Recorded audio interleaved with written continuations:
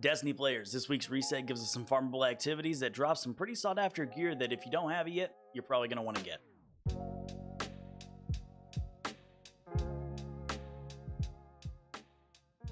First and foremost, Festival of the Lost is still going on, so make sure you team up with an Evil Levante and farm for that ridiculous amount of candies that you have to get. But fear not, if you don't get it done this week, you still have 2 weeks from today to get that done.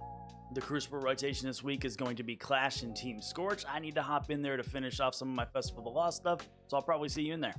Next up, this week's exotic mission rotator is Presage. For those of you that don't know, this is where you can get your craftable Dead Man's Tale exotic scout rifle. Next up, the dungeon this week is Shattered Throne, and honestly, there isn't a whole lot to talk about here, but this is where you can get the Wish Ender bow, and that is a useful bow to use in Grandmaster Nightfall, so if you don't already have it, make sure you swing by the Discord. We'll get you hooked up with somebody that knows how to get it for you.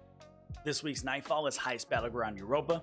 During this activity, you can expect to see Arc, Solar, and Void shields, as well as Barrier and Unstoppable champions. And if you end up coming over to the Discord to grab Wish Ender, this would be a perfect place to test it out. Completing this on Grandmaster difficulty will give you an Adept Warden's Law hand cannon.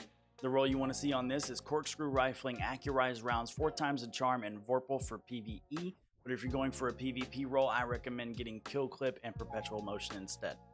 And last but certainly not least, the raid this week is Deepstone Crypt. This is especially exciting for me because this is where you can get the sword that a lot of people are using on Crota right now, the Quest. Tanyx is one of the easiest raid bosses to farm, so honestly that makes this sword very easy to get as long as people are willing to get in here and farm for it. If you do end up farming for a bequest and get a craftable version, the role you want on it is Hungry Edge, Balanced Guard, Relentless Strikes, and Surrounded. Apart from bequest, the other weapon that you can get to drop here is the Machine Gun Commemoration. The role you want to see on that is Arrowhead Break, Accurized Rounds, Reconstruction, and Rampage. That does it for this week's reset. If you found this information helpful, make sure you like, comment, share it with a friend, follow and subscribe depending on which platform you're on, and we'll see you in the next one.